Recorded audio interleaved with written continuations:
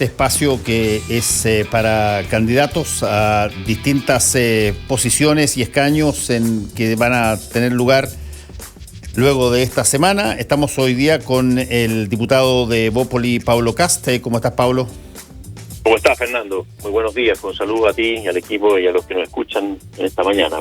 Muy bien, tú eres candidato, bueno, es el diputado por el Distrito 10, un distrito ultra conocido, así que no te voy a preguntar que describas el distrito, como lo hago casi siempre, porque es bien conocido el Distrito 10. Pero sí te quiero preguntar algo que alguna vez se lo pregunté a tu hermano, digamos, que era, ¿qué tanto el apellido se confunde entre el candidato presidencial y los candidatos a parlamentarios? Y si es que eso importa. A ver, yo creo que, bueno, hay que ser bien claro y directo que hoy día, y honesto intelectualmente, creo yo, en cuanto a que la política hoy día se ha transformado, para mucha gente le interesa poco, se informa poco, hay poco espacio para los matices, hay poco espacio para poder entender realmente las diferencias, no solo entre personas que comparten un apellido, sino que yo diría que entre los mismos proyectos políticos dentro de las mismas coaliciones. Sí. Entonces, efectivamente hay una confusión. Hay gente que efectivamente nos asocia tanto a Felipe como José Antonio, y existe ahí una combinación de causas, porque tampoco hay que ser claro, la gente le dedica mucho tiempo a esto. Cada persona tiene sus familias, sus proyectos, sus trabajos, sus preocupaciones, y los políticos vivimos siempre pensando que todo el mundo nos pone atención y que están pendientes de nosotros, y eso por supuesto que no es así. Entonces, pero la forma de enfrentarlo creo yo que es lo importante. Yo al menos trato siempre de ser muy claro, muy directo, muy honesto con realmente qué es lo que me caracteriza, cuál es mi vocación dentro de la política, por qué estoy acá. Y creo que cuando uno logra ese espacio y ese diálogo, por supuesto que las cosas están claras. Ahora, eso se aclara, pero eventualmente tú vas a tener todavía un porcentaje nada despreciable de gente que eventualmente, por ejemplo, puede ser de centro derecha y no quiere asociarse con alguien que considera o cree que puede estar ligado a alguien de más extrema derecha y por lo tanto finalmente sale perjudicado. Mira, puede ser, pero como te digo, aquí lo importante que creo yo es ser siempre honesto, directo con lo que uno cree, sí. Y tratar de buscar esas instancias de trabajo. Yo siempre he tratado de enfatizar toda mi campaña, mis relaciones, la información que doy tanto en vivo cuando me junto con las personas, que es lo que me caracteriza. Trato de ir uno a uno, cara a cara, juntarme con ellos y explicar que mi vocación tiene que ver con la ciudad, mi vocación tiene que ver con el desarrollo, con la ciencia, con la vivienda, y bueno, de ahí es como uno va construyendo su proyecto y mi candidatura en este caso. Sí, tú eres arquitecto y además eres militante de Evópoli. Y déjame preguntarte, en términos de lo que ha pasado hasta ahora, ¿tú ves y ves en tu distrito, se percibe lo que dicen las encuestas, ese flujo muy grande de gente que ha dejado de apoyar, por ejemplo, a Sebastián Sichel para apoyar a José Antonio, o tú crees que el candidato del sector que ganó la primaria sigue teniendo por lo menos la votación de gran parte de a quienes fueron partícipes de esa primaria? Mira, yo creo que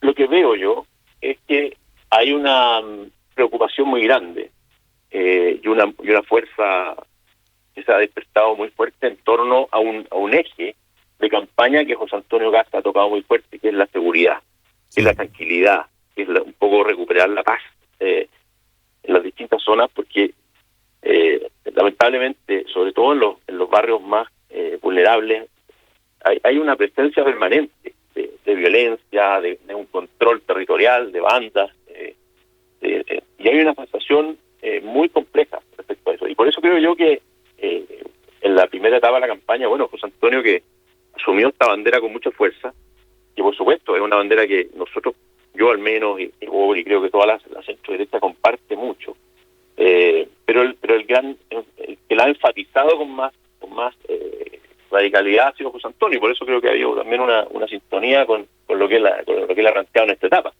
cosa que es, por supuesto, muy importante, pero también no permite muchas veces, al estar como en una cosa tan básica, todos preocupados, no permite también mirar hacia otras cosas que también son importantes y que van perdiendo, digamos, protagonismo cuando la situación se hace tan compleja como la que estamos, donde vemos todos los viernes una Plaza Italia con violencia, con destrozos, vemos que las candidaturas relativizan esto, muchos políticos, presentando proyectos de indulto, de amnistías a estas personas. Entonces, por supuesto, cuando las cosas se radicalizan, las dos grandes, se genera un ruido permanente, y las dos grandes voces que emergen son las que se hacen cargo de este problema tan esencial para los chilenos. Estamos conversando con el diputado de Evópoli, Paulo Caste. Paulo, tú eres arquitecto. Así es. Y un gran amante de la ciudad, de lo que sucede en la ciudad. Estoy muy preocupado por lo que he visto en nuestras ciudades en Chile, sobre todo en Santiago, por supuesto. Sí, déjame hacerte una pregunta. Yo tengo una hija que está estudiando arquitectura también y hemos conversado alguna vez este tema. La arquitectura probablemente, y si es que estoy equivocado, corrígeme porque no soy arquitecto, pero la arquitectura es de esas disciplinas que es capaz de resolver simultáneamente mucho más de un problema. Por ejemplo, la vivienda. Porque cuando tú eres capaz de tener una casa propia o eres capaz de estar en un lugar bien habitable, no solamente estás cobijado, no solamente estás guarecido, no solamente estás protegido por un entorno llamado casa o departamento, sino que además eso te da la seguridad de tener un lugar al cual tú puedes llegar todas las tardes, todas las noches, y es tuyo, y es tu recinto, tu situación, que puede ser arriendo, puede ser comprada, pero te genera variables psicológicas muy importantes. Cuando en Chile tú tienes una cantidad enorme de personas que viven hacinadas en cuchitriles, digamos, de 6 o 7 por pieza, o no tienen ninguna posibilidad de adquirir un bien de vivienda, no es solamente un problema de casa el que tienen un problema de estabilidad anímica, psicológica, potentísimo. ¿Cómo se corrige eso? El punto que tú tocas a mí me parece de la mayor importancia, y es algo que yo creo que reflexionamos poco, porque uno como ve el tema de la vivienda como un asunto de números, de déficit, ¿cierto? Mira, sí, en Chile faltan 500.000 viviendas para poder solucionar, pero incluso en este análisis que tú haces de la vivienda, uno siempre piensa en esa escala, en la propia, ¿cierto? En la escala de la unidad donde uno vive, pero la vivienda no es solo el lugar donde tú vives desde la puerta hacia adentro, es un lugar que está asociado también a un contexto. Entonces, es tan relevante, sobre todo en lugares muy densos, lo que sucede afuera, inmediatamente afuera de tu vivienda, como lo que sucede adentro, el barrio. Y ambas cosas efectivamente inciden en una serie de situaciones de experiencia personal, de dignidad, de emocionalidad, de contención.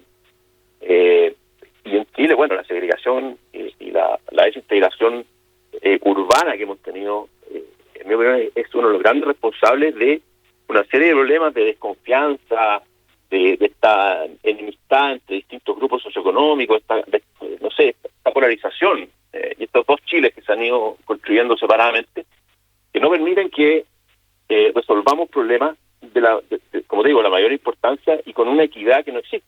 La ciudad se construye con impuestos, ¿cierto? Se construye, el espacio público se construye con la plata de todos los chilenos. Y los mejores lugares construidos públicos están en los barrios altos, lamentablemente. Y en los barrios bajos, en mala calidad, a eso me refiero con barrio bajo, es la gente no solo tiene un problema de estar al interior de sus casas, porque son espacios pequeños, hacinados, sino que afuera sucede lo peor.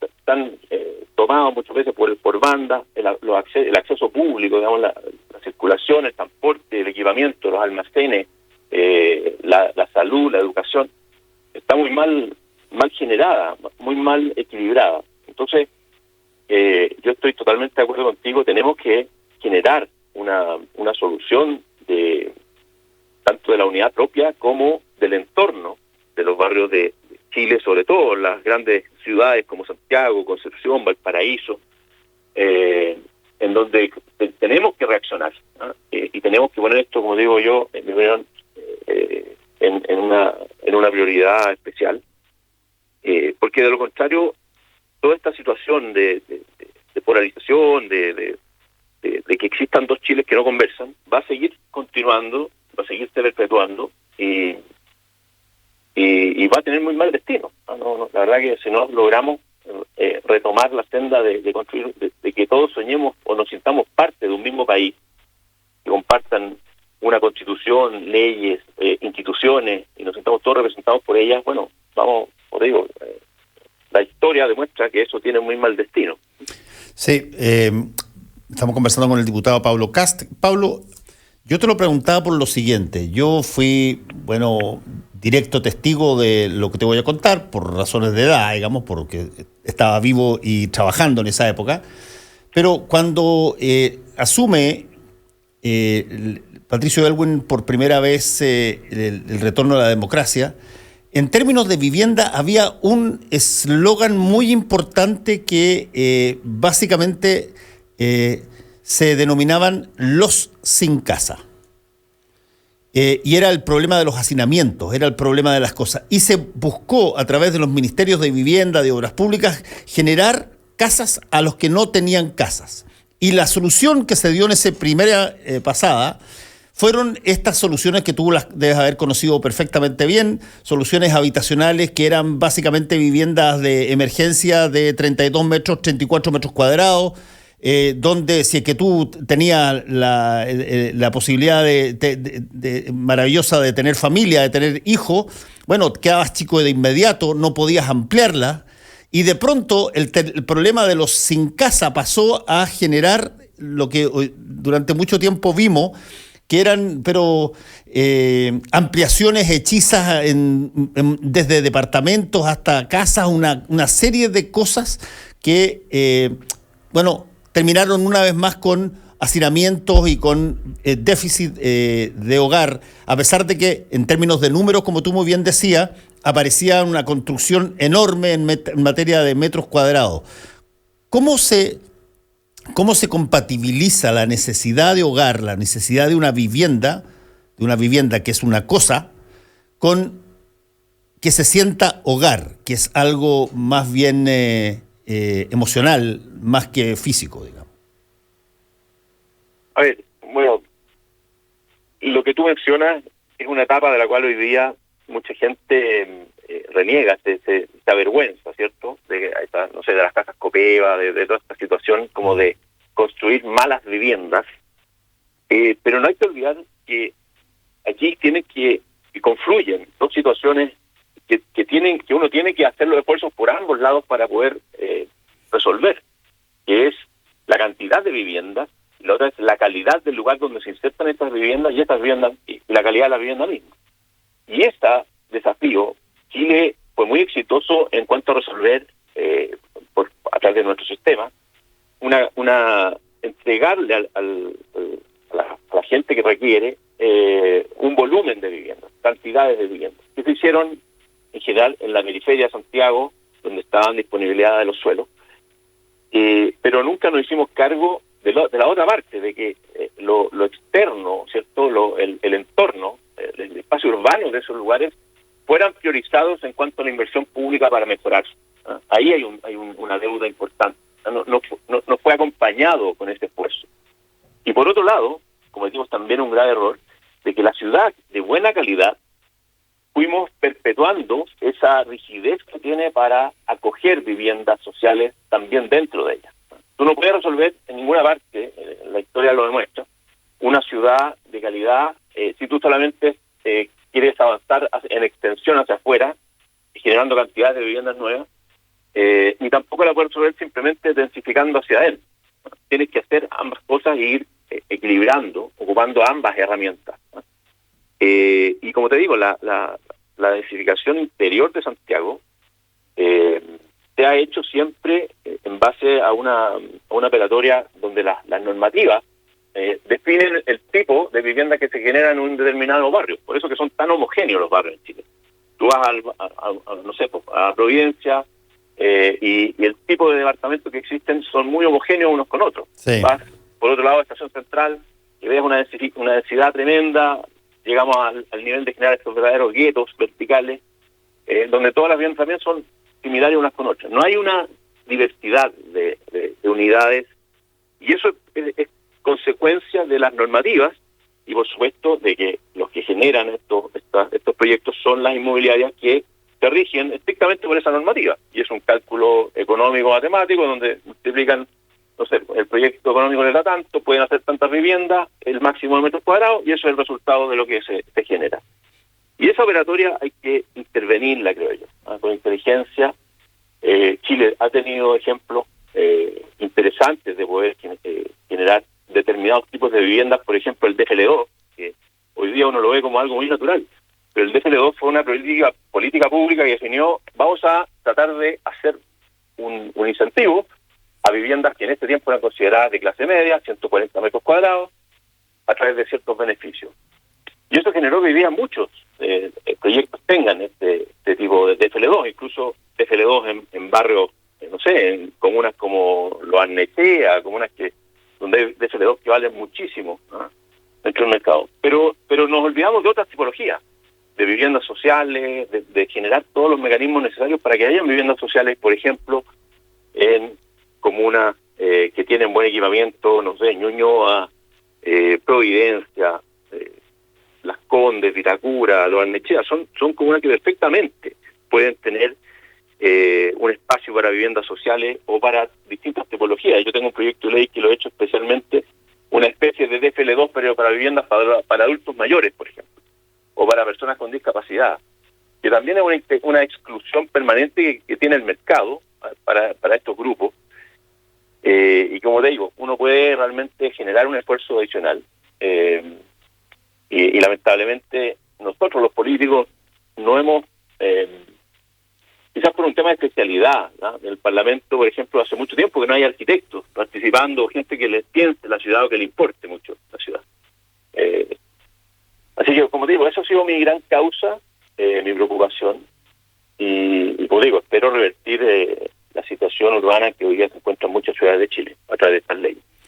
Estamos conversando con el diputado Pablo Caste. Pablo, tú además participas, entiendo, en la Comisión de Derechos Humanos y Pueblos Originarios, ¿no?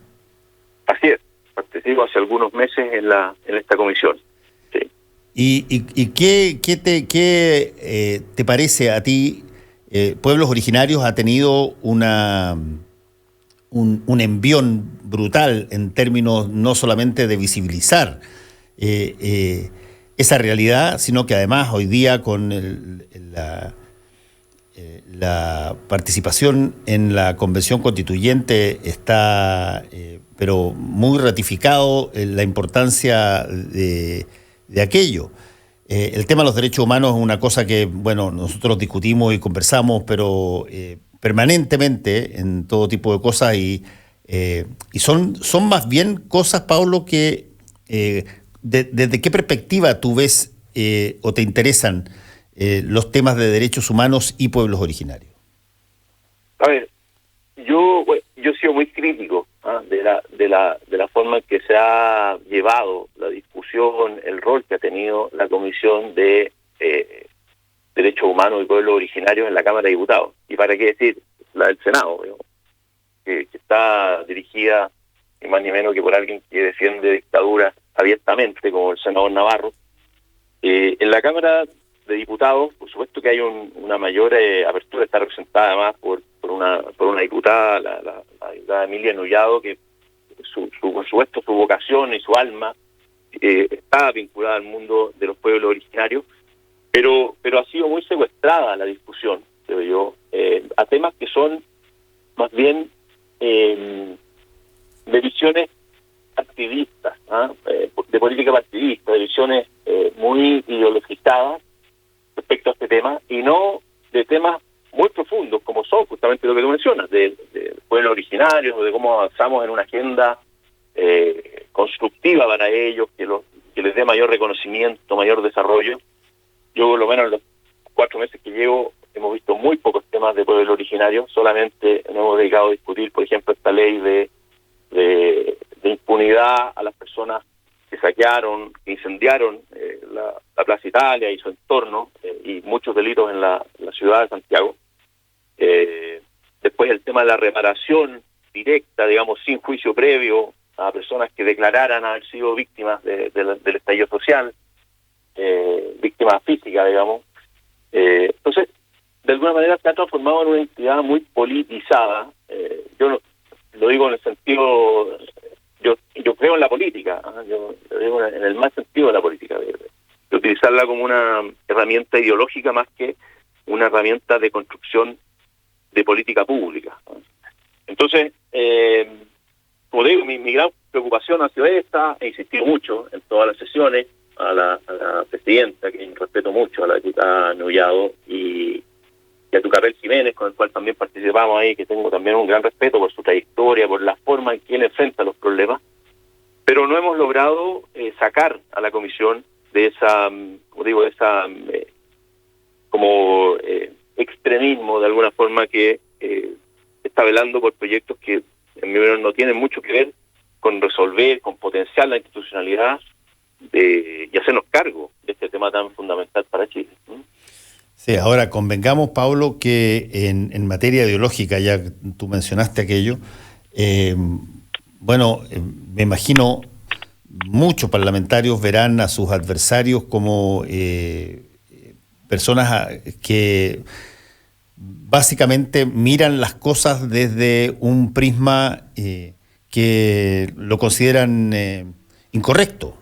El punto es, ¿tú ves espacio en esas comisiones? ¿Ves espacios, por ejemplo, para proyectos de ley que eventualmente generen suficiente mayoría o consensos como para que se transformen en ley y que eventualmente crucen el tablón al otro lado del abismo y sea transversal? Yo creo que hay disposición de estas personas. O sea, podríamos construir una mayoría para poder ver proyectos de ley que mejoren la institucionalidad, busquen construir, digamos, herramientas de desarrollo, como te decía, para estos grupos minoritarios que han visto históricamente vulnerados sus derechos. Y eso no haga duda. El tema es que la priorización de los proyectos está muy pauteada, en mi opinión.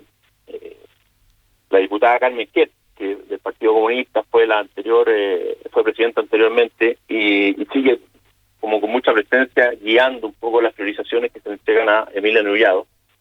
Y por tanto, no es un tema de que no haya disposición, sino que quien pone las prioridades legislativas dentro de la comisión, creo yo que es alguien que no tiene mucho ánimo de hacerlo. Y las personas más de centro, digamos, más menos extremistas desde el punto de vista ideológico, no han tenido la fuerza para poder también marcar esos puntos. Así que yo creo que hay ánimo, creo que el Congreso tiene la capacidad y ánimo de buscar acuerdos, pero lamentablemente estamos en una etapa muy polarizada donde los extremos han hecho prevalecer las agendas propias y bueno, creo que le ha hecho daño, como te digo, a este tema tan importante para Chile, ¿no?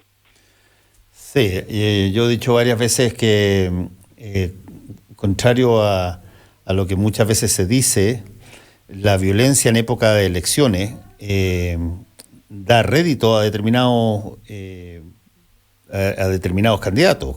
Hay candidatos que necesitan que haya violencia para mostrar lo que se puede venir encima en caso que su adversario gane, y hay otro, por la otra mirada, que miran a la violencia como una forma de alguna forma establecer una posibilidad de presión sobre los sistemas institucionales que debieran ser atribuidos al Congreso, a la Presidencia de la República y, por último, a la ciudadanía en general en sus votaciones. Y desde ese punto de vista, Pablo, tú ves el tema, por ejemplo, de los pueblos originarios, ¿lo ves como un tema político, histórico, algo que se debe tratar como se trató Waitangi en Nueva Zelanda, o los tratados y acuerdos en Estados Unidos y Canadá o Finlandia, o cree que eso es un tema de básicamente aplicación de orden y punto? No, yo creo que hoy día, y yo te digo, lo he conversado con mucha gente, yo creo que la gran mayoría de los chilenos está por buscar herramientas de desarrollo, de actualización, de reponer esa deuda que existe con los pueblos originarios, que no hay duda que han sido postergados y vulnerados muchas veces. El tema es que cuando la agenda de pueblos originarios se concentra, y eso lo hemos visto mucho en la política en estos años, se concentra en relativizar cosas que no tienen nada que ver, y en mezclarlas y en instalar una idea de que, no sé, la violencia, lo que vemos en la Araucanía, y es terrorismo a todas luces, forma parte de la agenda de pueblo originario. Bueno, por supuesto que se enreda todo y no hay posibilidad de separar lo importante de lo accesorio. También se politiza y se revitaliza. Entonces, todo el tema, por ejemplo, el narcotráfico, el tráfico de madera, toda la actividad delictual que existe en la Araucanía, se trata de meter dentro del saco de pueblo originario, y son cosas que no tienen nada que ver una cosa con la otra, ¿no? Tú tienes que hacerte cargo separadamente de los fenómenos, porque, como digo, tienen nada en común. Nosotros tenemos actualmente en la Araucanía una candidata a diputada nuestra, Yacolén, que es representante de los pueblos originarios, tiene una familia también que ha tenido una trayectoria importante en el liderazgo del pueblo mapuche, y ella, bueno, transmite estas cosas, que la gran mayoría de ellos no se siente representado por esta forma de actuar delictual, al margen de toda institucionalidad que han adoptado algunos grupos, y que se camuflan, ¿cierto? Se disfrazan de una causa mapuche que, por supuesto, no tiene nada que ver. Entonces, y los políticos hemos tenido muy poco valor, ¿cierto? Sobre todo los grupos que, como te digo, han relativizado esto, de poder separar ambas cosas. Sí, y eso mismo ha ocurrido con la violencia en general en Chile. Tenemos, no sé, gente, a mí me sorprende mucho que la candidata del Partido Demócrata Cristiano, que ha sido históricamente un partido que ha permitido clarificar las cosas dentro de las discusiones, haya sido parte y protagonista de este proyecto de ley, por ejemplo, de indulto a personas que incendiaron iglesias, que saquearon. Entonces son cosas que uno, te digo, ¿dónde están? ¿Dónde están los valores, los valientes de esta izquierda, no sé, democrática, valiente, que en su momento se atrevió a sacar la voz para que no hubiera confusión en estos temas? Yo no sé si tuviste hace poco la oportunidad de leer la carta de Christian Barken, y yo realmente de las columnas más valiosas que he visto en las últimas semanas, donde le hace una carta dirigida a Carolina Goich y a Pepe Out. No sé si la pudiste ver. No la vi.